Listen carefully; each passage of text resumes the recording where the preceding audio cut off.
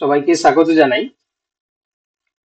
West Bengal public service commission assistant শিক্ষক এর notification, short notification জারি হয়েছে। আমরা এর আগেও নোটিফিকেশনের আগে যে গেজেট পাবলিশ হয়েছিল তার সাপেক্ষে আমরা পিএসসি ব্যাচ কোর্স শুরু হয়েছিল। ইতিমধ্যে আমরা পিএসসি ক্র্যাশ কোর্স শুরু করেছি। তো তার মধ্যে আমরা লাইফ সায়েন্সের মূলত দুটো সাবজেক্টকে ফোকাস করছি, একটি বটানি এবং আরেকটি জুলজি। আমরা আজকে ক্লাসের মাধ্যমে এই বটানি থেকে মডেল কোশ্চেন পেপার হিসেবে আজকের এই ক্লাসটি আমরা নিয়ে এসেছি। শুধু বটানি নয়, বটানির পাশাপাশি জুলজির ক্ষেত্রেও এইভাবে তোমাদের মডেল কোশ্চেন পেপার ডিসকাশন চলবে। তো সেগুলো ক্লাস 1 ক্লাস 2 হিসাবেও চলবে। এবং যারা আমাদের ব্যাচ কোর্সে বা ক্র্যাশ কোর্সে জয়েন করতে চাও, তোমরা অবভিয়াসলি আমাদের সাথে নিচে দেওয়া ফোন নাম্বারের সঙ্গে যোগাযোগ করতে পারো।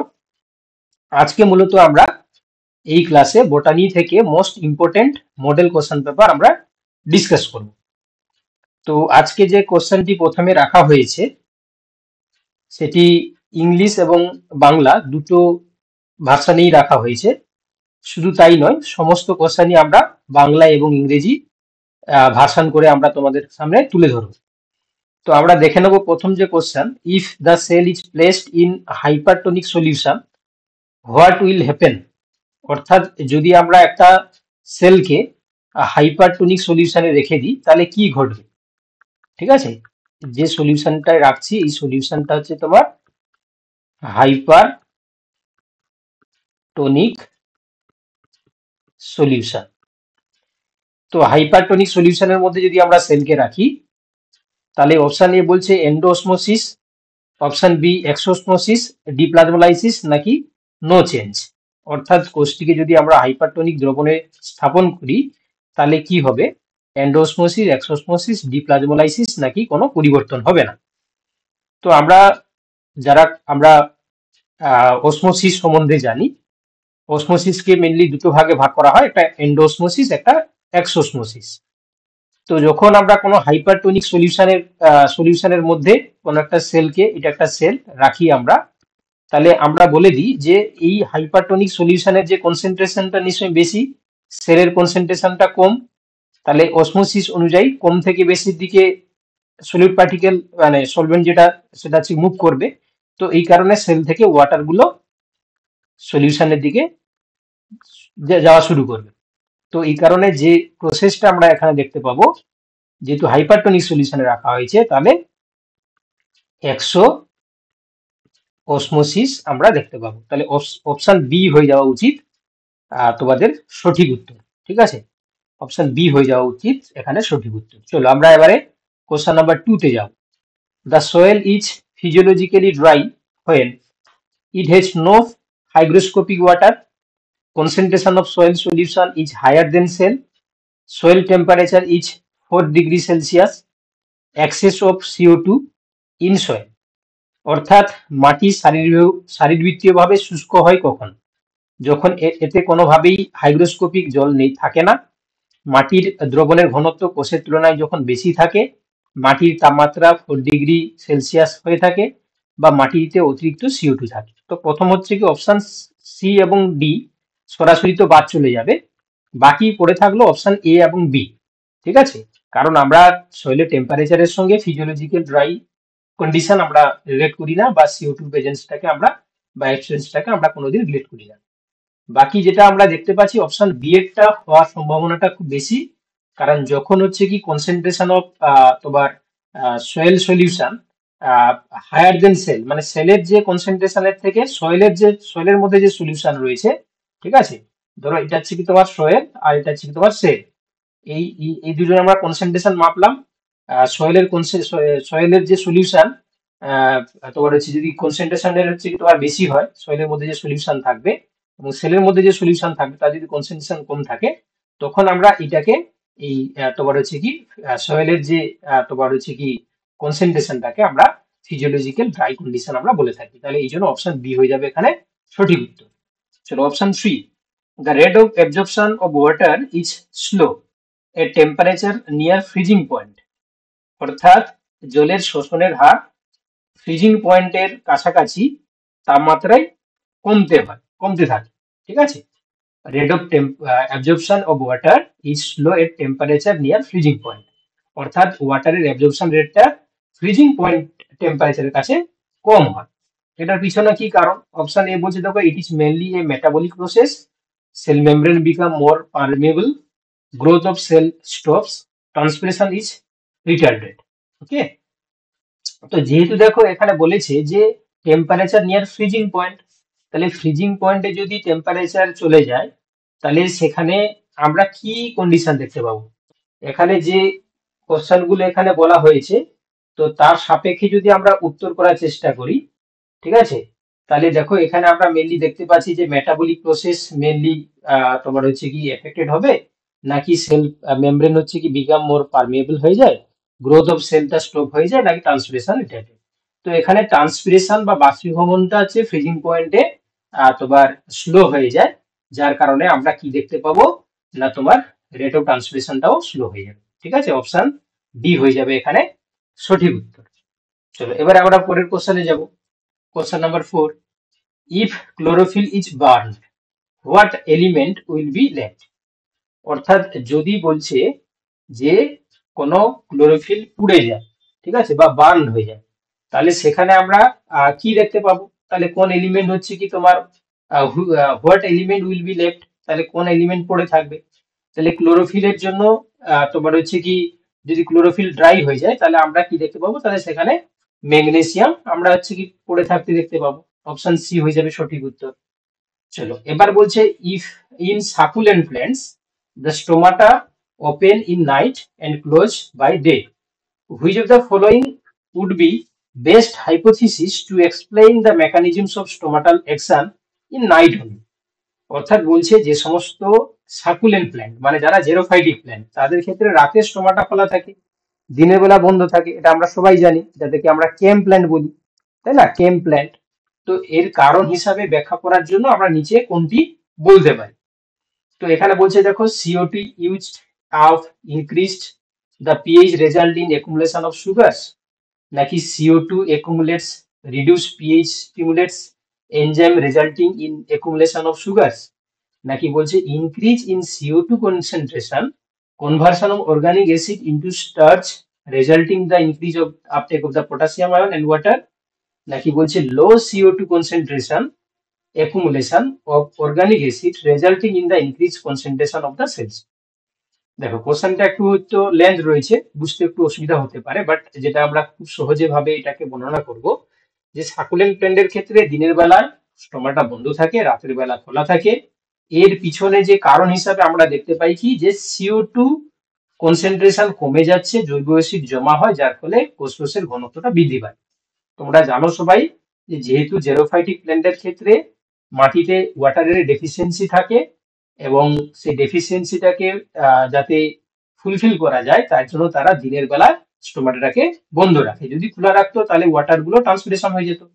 তাহলে ট্রান্সপিরেশনটাকে প্রিভেন্ট করার জন্য স্টোমাটাটাকে যেহেতু ক্লোজ রাখছে, তো এই কারণে তারা কি করে রাতের বেলায় ওরা যখন হচ্ছে কি স্টোমাটাটাকে ওপেন করে, তখন CO2টাকে নিয়ে তারা পেরক্সি পেপকেজ পেরক্সি একটা স্পেশাল এনজাইম তোমরা জানো, পেপকেজের মাধ্যমে তারা ওটাকে ফিক্সড করে পাইরুভিক অ্যাসিড তৈরি করে সেখান থেকে অক্সালিক অ্যাসিড তৈরি করে নেয়। তো এই মেকানিজমসটার জন্য আমরা দেখতে পাই যে CO2 এর কনসেন্ট্রেশন কমে যায়, জৈব অ্যাসিড জমা হয়, ফলে কোষের যে ঘনত্বটা বৃদ্ধি পায়। ঠিক আছে, তো অপশন ডি হয়ে যাবে সঠিক উত্তর। অপশন ডি যারা বলছো তারা সঠিক উত্তর বলছো। তো এই প্রসঙ্গে আমরা একটু তোমাদেরকে দেখিয়ে দিতে চাই আমাদের যে রিসেন্ট যে দুটো কোর্স আমরা লঞ্চ করেছি লাইফ সায়েন্সের, মূলত একটা বোটানির জন্য এবং আর একটা তোমরা জানো যে জুলজি। ঠিক আছে, এই দুটো আমরা কোর্স লঞ্চ করেছি। এই দুটো কোর্সের হচ্ছে কি তোমার মোর সিমিলার দুটো হচ্ছে কি জিনিস, শুধু সাবজেক্ট লাইফ সায়েন্সের অন্তর্গত দুটো আলাদা সাবজেক্ট। যারা বোটানি গ্রাজুয়েশন করেছো তারা বোটানিতেই ফর্ম ফিল আপ করতে পারবে, যারা জুলজি তারা জুলজিতে করতে পারবে। তোমরা জানো যে WBPSC 100 মার্কসের MCQ পরীক্ষা করে, তারপর ইন্টারভিউ হয়, আমাদের যে ক্লাস কোর্স এটা শুরু হচ্ছে, অনলাইন ক্লাস কোর্স এটা শুরু হচ্ছে তোমাদের 10 জানুয়ারি শুক্রবার থেকে। আমরা গুগল মিট অ্যাপের মাধ্যমে লাইভ ক্লাস করিয়ে থাকি। প্রত্যেকটা লাইভ ক্লাস রুটিন অনুযায়ী হবে এবং ক্লাসের রেকর্ডেড আমরা দিয়ে থাকি। ক্লাসের যে নোটস সেটা আমরা প্রদান করব এবং সঙ্গে সঙ্গে প্রত্যেকটা ক্লাসের সঙ্গে মক টেস্ট দেওয়ার সুযোগ থাকছে। আর মডেল কোশ্চেন অ্যান্সারের তোমাদের ক্লাসও থাকছে এবং মক টেস্টও থাকছে। সময় হিসাবে এখানে আমরা যে রুটিন তৈরি করেছি বটানির জন্য তোমরা দেখে নাও। আহ, কিছু থাকছে রেকর্ডেড ক্লাস, কিছু থাকছে লাইভ ক্লাস। 5টা ক্লাসের মধ্যে 3টে থাকছে রেকর্ডেড ক্লাস। রেকর্ডেড ক্লাস থাকছে সোমবার, তোমার হচ্ছে কি বুধবার এবং হচ্ছে কি তোমার শুক্রবার। এই 3 দিন তোমরা পাচ্ছ রেকর্ডেড ক্লাস। আর মঙ্গলবার এবং হচ্ছে তোমার শনিবার পাচ্ছ সরাসরি লাইভ ক্লাস। মঙ্গলবার রাত 9:30 থেকে 10:30, শনিবার রাত 9:30 থেকে 10:30, এইগুলোতে তোমরা পাচ্ছ লাইভ ক্লাস। এই লাইভ ক্লাসে তোমরা দেখতে পাচ্ছ, ক্লাসের পাশাপাশি তোমরা ক্লাস শেষ হলে মক টেস্টও পেয়ে যাচ্ছ। আচ্ছা, এবার যদি আমরা জুলজির ক্ষেত্রে দেখি, সেই একই জিনিস, শুধুমাত্র এখানে টাইমের একটু মত পার্থক্য রয়েছে। এখানেও 5 দিন তোমরা পাচ্ছ, সেক্ষেত্রে তোমরা সোম এবং বুধ এবং তোমার যে শুক্র পাচ্ছ তোমরা রেকর্ড ক্লাস। আর তোমার সেই সঙ্গে তোমরা পাবে বৃহস্পতিবার এবং শনিবার পাবে লাইভ ক্লাস। টাইম হচ্ছে তোমার বৃহস্পতিবার 9:30 থেকে 10:30, শনিবার হচ্ছে তোমার রাত 8টা থেকে 9টা। তো এই টাইমে তোমরা এই টাইম অনুযায়ী ক্লাস চলবে। যারা ভাবছো যে এটা সকালবেলা, সকালবেলা ক্লাস হচ্ছে না, সকালবেলা 10টার সময় আমরা তোমাদের হোয়াটসঅ্যাপ এবং টেলিগ্রাম গ্রুপে যারা যারা ক্র্যাশ কোর্সে জয়েন হবে তাদের গ্রুপে আমরা রেকর্ডেড ক্লাস এবং নোটস এবং মক টেস্ট দিয়ে দেবো, যে যার সময় মতন করে দেখবে। শুধু লাইভ ক্লাসটা এই টাইমে তোমাকে গুগল মিট অ্যাপের মাধ্যমে জয়েন করতে হবে, তবে গিয়ে তোমরা ক্লাসগুলো করতে পারবে। ঠিক আছে, এই হচ্ছে তোমাদের রুটিন। আচ্ছা, এবার আমরা চলে আসি দুটোর আলাদা আলাদা তোমার হচ্ছে ফিজ রাখা হয়েছে। এটা অনলি ওয়ান টাইম ফিজ তোমরা সাবমিট করবে। বোটানির জন্যও তোমরা 1200 টাকা অনলি ওয়ান টাইম। ঠিক আছে, একবারই তোমাদেরকে পেমেন্ট করতে হবে। এই কিউআর কোড ইউজ করবে। জুলজির জন্য সেই যারা জুলজি রয়েছে তোমরা 1200 টাকা পেমেন্ট করবে। এবং আমাদের এই ক্লাসটা কিন্তু পরীক্ষার আগের দিন পর্যন্ত চলবে। ঠিক আছে, এখানে মেনশন করে দেওয়া হয়েছে যে পরীক্ষার আগের দিন পর্যন্ত কিন্তু ক্লাস দেওয়া হবে।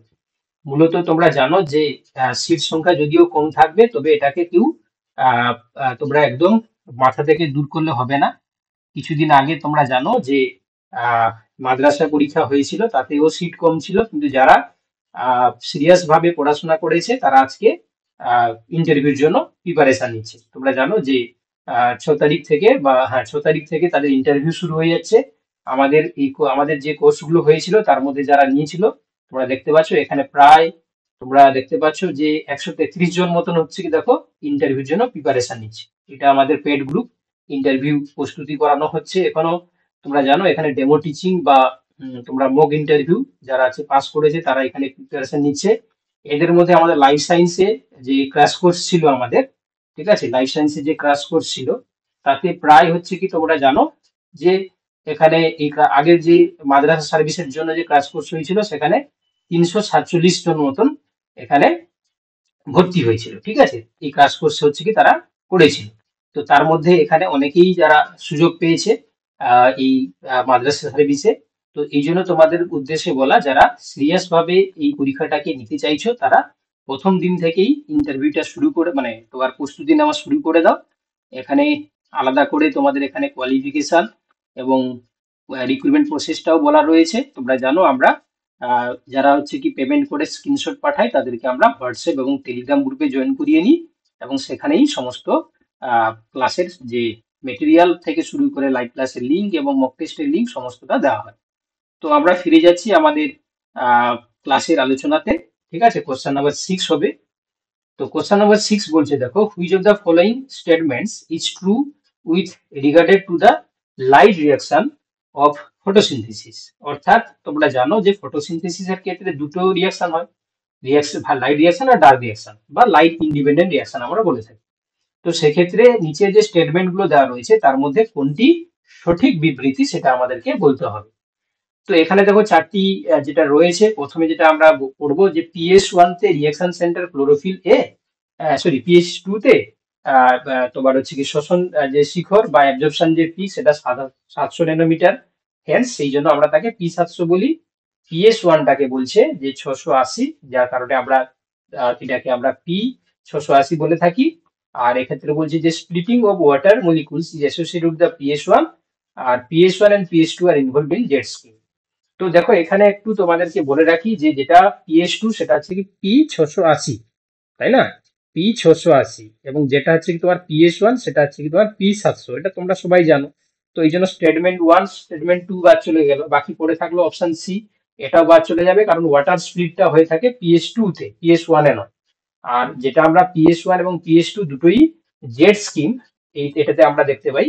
তো এই জন্য অপশন ডি হয়ে যাবে এখানে সঠিক উত্তর। ঠিক আছে, যারা অপশন ডি ভাবছিলে তোমরা একদম সঠিক ভেবেছো।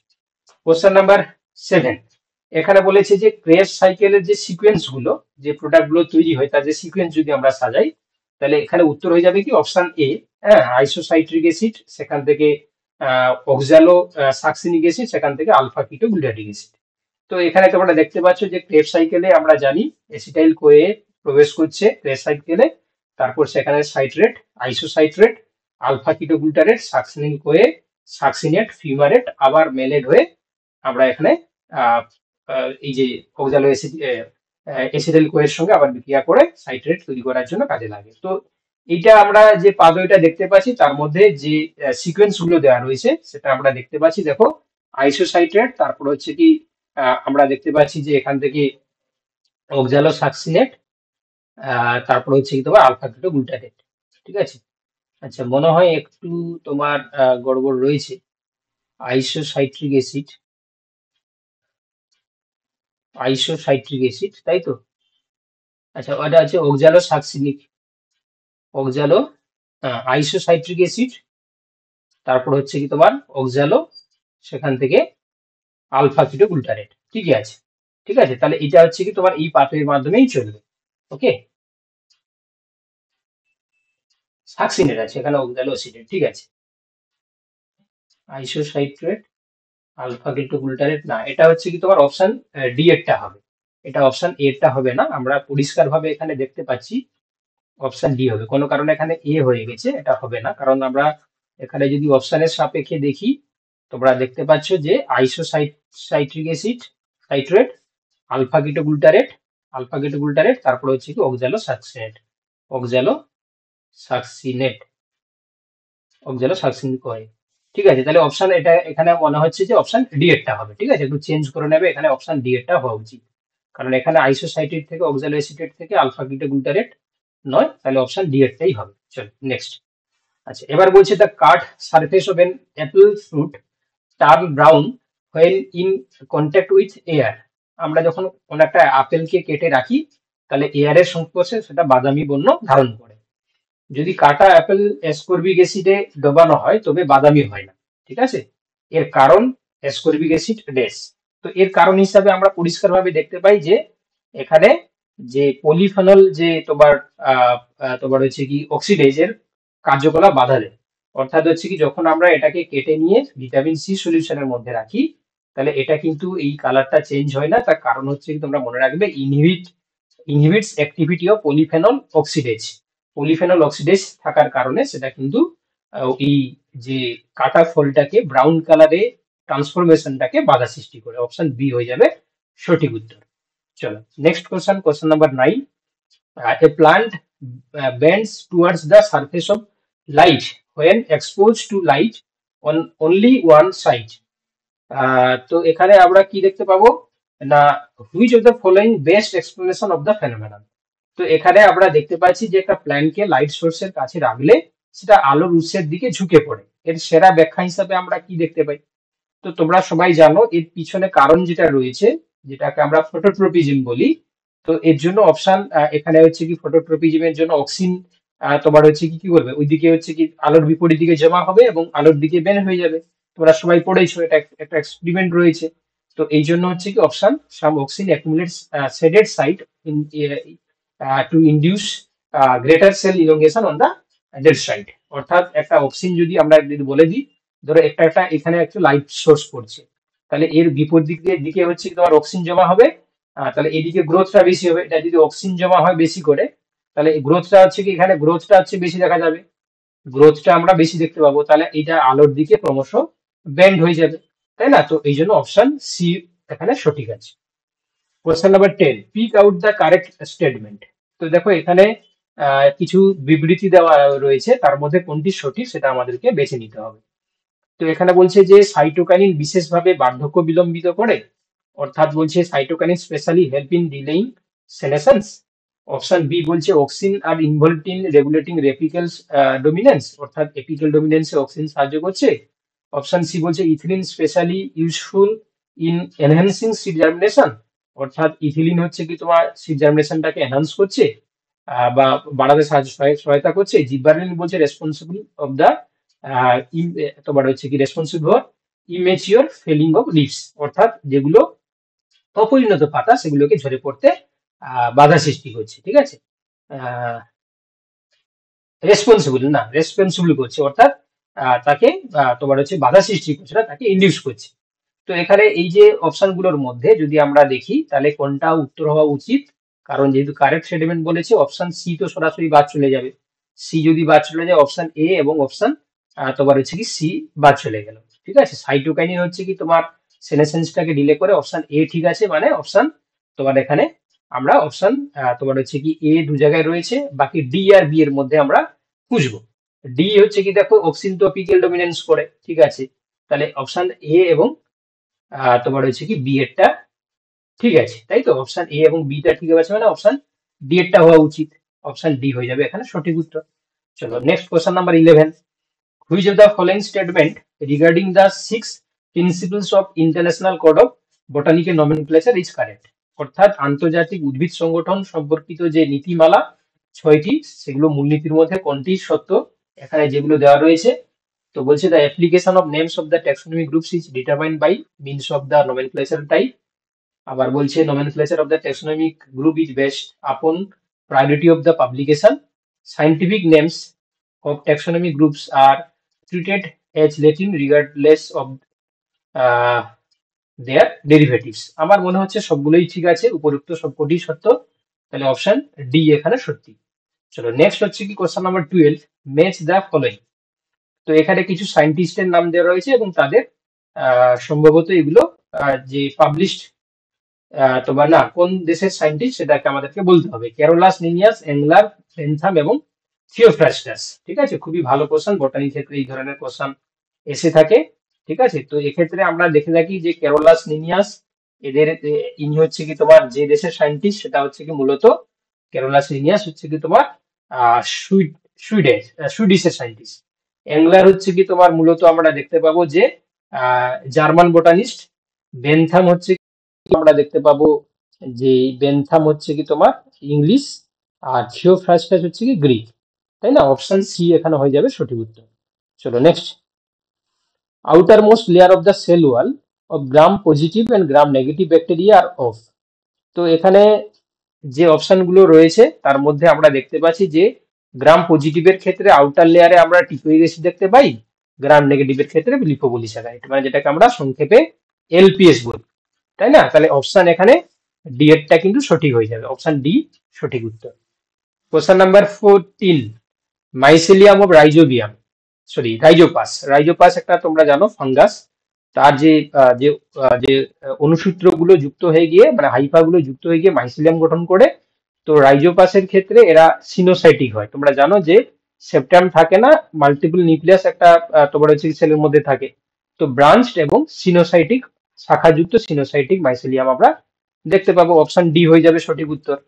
চলো next question, the sexual reproduction in spirogyra can be described as, অর্থাৎ স্পাইরোগাইরাতে যৌন জননকে আমরা কিভাবে বর্ণনা করব। তো স্পাইরোগাইরার ক্ষেত্রে যে সেক্সুয়াল রিপ্রোডাকশন হয় সেটা মেনলি আমরা মরফোলজিক্যালি আইসোগেমি কন্ডিশন দেখতে পাই, কিন্তু ফিজিওলজিক্যালি অ্যানাইসোগেমি, অপশন এখানেও ডি এরটা উত্তর হয়ে যাবে। তারা মরফো আকারগতভাবে আইসোগেমি কিন্তু শারীরবৃত্তীয়ভাবে অ্যানাইসোগেমি দেখিয়ে থাকে। চলো এবারে আরেকটি স্তম্ভ বা কলামের কোশ্চেন আমরা দেখতে পাচ্ছি, এখানে বিভিন্ন প্রকার ক্লাস অফ তোমার এলগি, আর তাদের হচ্ছে কি মনে হয় এখানে রিজার্ভ ফুড মেটেরিয়াল। চলো তাহলে এটাও তোমরা পারবে। ফিওফাইসির ক্ষেত্রে মেনিটোল এটা করে দেওয়া রয়েছে, রোডোফাইসির ক্ষেত্রে আচ্ছা এটা সবটাই রিজার্ভ ফুড মেটেরিয়াল বলেনি, তার কি বৈশিষ্ট্য আর কি। তো এখানে আমরা এখানে বলছে যে সিলেক্ট দ্য কারেক্ট ম্যাচড, তাহলে কারেক্ট ম্যাচ কোনটা কোনটা রয়েছে, কোনটা কোনটা রয়েছে, তাহলে এটা একটা এটা ঠিক আছে। এ ঠিক আছে, মানে তোমরা এটাকে বাদ দিয়ে দাও, অপশন সিটাকে বাদ দিয়ে দাও, আর অপশন বি এরটাকে বাদ দিয়ে দাও। ঠিক আছে, অপশন সি বাদ চলে যাবে, অপশন এটা বাদ চলে যাবে, বাকি রয়েছে দেখো এটা ঠিক আছে, ডিটা ঠিক আছে, এ ডিটা ঠিক আছে, অপশন ডি হয়ে যাবে এখানে সঠিক উত্তর। ঠিক আছে, বাকি এগুলো কিন্তু সঠিক নেই। ঠিক আছে, এ ডি উত্তর হয়ে যাবে। চলো এবার এটাও তোমরা সবাই পারবে যে what is the correct sequence of different Jones of atmosphere from below, মানে নিচ থেকে শুরু করে উপরের দিকে যখন বায়ুমণ্ডলের অঞ্চলগুলোকে আমরা ভাগ করি, তাহলে আমরা কি পাবো? তাহলে প্রথমে ট্রপোস্ফিয়ার, স্ট্র্যাটোস্ফিয়ার, মেসোস্ফিয়ার, আইনোস্ফিয়ার, তাহলে অপশন এটাই হয়ে যাবে সঠিক উত্তর, তাই না? এটা সবাই তোমরা পারবে, এটা ভাবনার কিছু কোশ্চেন নয়। তো এই ধরনের কোশ্চেন আসতে পারে, তোমরা যদি ভাবো যে এই ধরনের কোশ্চেন কি আসবে, হ্যাঁ এই ধরনের কোশ্চেনই আসতে পারে। ঠিক আছে, তো যারা এই এই ক্লাসে যারা পিডিএফ পেতে চাইছো, তোমরা অবভিয়াসলি আমাদের ক্লাস কোর্সে জয়েন করতে হবে।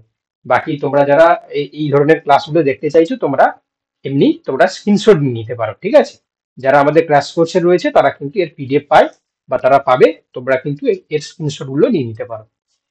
চলো এবারে বলছে কারেক্ট ডেফিনেশন অফ ইকোসিস্টেম, ইকোসিস্টেমের সঠিক সংজ্ঞা কি হতে পারে? তো a community of organisms interacting with one another, the abiotic component of the habitat, the part of the earth and its atmosphere which inhabits living organisms, না বলছে the community of the organisms together with environment in which they live। তো ecosystem বলতে আমরা এখানে যে সংজ্ঞাগুলো দেখতে পাচ্ছি, option D এরটাই correct. ঠিক আছে, অপশন ডি হয়ে যাবে এখানে সঠিক উত্তর। কারণ এখানে একটা বলছে জীবিত প্রাণীদের সম্প্রদায়, যেখানে উদ্ভিদ, প্রাণী, অণুজীব সবাই থাকবে এবং তারা যেসব পরিবেশে বসবাস করে তাদেরকে আমরা একত্রে ইকোসিস্টেম বলে থাকি। চলো question number 19, the term biosphere is used for the zone of earth where life exist. অর্থাৎ বায়োস্ফিয়ার বলতে আমরা আমাদের পৃথিবীর একটা অঞ্চলকে বোঝায় যেখানে লাইফ এক্সিস্ট করে।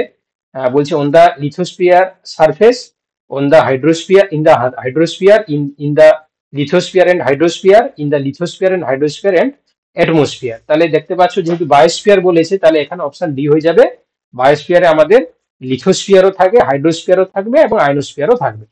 চলো, মানে অর্থাৎ অ্যাটমসফিয়ারও থাকবে। আয়নোস্ফিয়ার এখানে মনে হয় একটু টাইপটা, ট্রান্সলেটটা ভুল হয়ে গেছে। অ্যাটমসফিয়ার মানে বায়ুমণ্ডল এবং জলমণ্ডল এবং মাটি। ঠিক আছে, মৃত্তিকা মণ্ডল, মৃত্তিকা মণ্ডল, জলমণ্ডল এবং বায়ুমণ্ডল, এই তিনটেকে নিয়ে আমাদের বায়োস্ফিয়ারটা গঠিত হয়। বোঝা গেছে? এটা হচ্ছে কি, এটা আমি কেটে দিয়ে লিখে দিচ্ছি, এটা হচ্ছে কি তোমার বায়ুমণ্ডল, বায়ুমণ্ডল। চলো দেখো next question, match the following interspecific interaction, habitat, biome. তো এই চারটে যে অপশন রয়েছে তার মধ্যে বলছে যে interaction between the individual of the same species. তাহলে আবার বলছে interaction between the individual of the different species, natural surroundings, community of the animal and plant. তো এগুলো মনে হয় যে এই অপশনগুলোর সঙ্গে কোনটা সঠিক মিল পাচ্ছি। তো দেখো এখানে বলছে interaction between the individual of the same species, same species এর মধ্যে যদি ইন্ডিভিজুয়ালের মধ্যে যদি আমরা ইন্টারাকশন দেখি তখন তাকে বলা হবে ইন্ট্রা, তাই না, ইন্ট্রা। আর যদি দুটো আলাদা স্পিসিস হয় তখন ইন্টার। তাহলে ইন্ট্রা বলতে হচ্ছে কি, এখানে আমরা সেম স্পিসিস কে বলবো, মানে এ এর সঙ্গে ওয়ান আসবে, এর সঙ্গে ওয়ান আসবে, ইন্ট্রা। আর ডিফারেন্ট স্পিসিস মানে ইন্টার, এটা টু আসবে। ন্যাচারাল সারাউন্ডিং কে আমরা কি বলি? ন্যাচারাল সারাউন্ডিং কে আমরা হ্যাবিটাট বলি নাকি বায়োম বলি?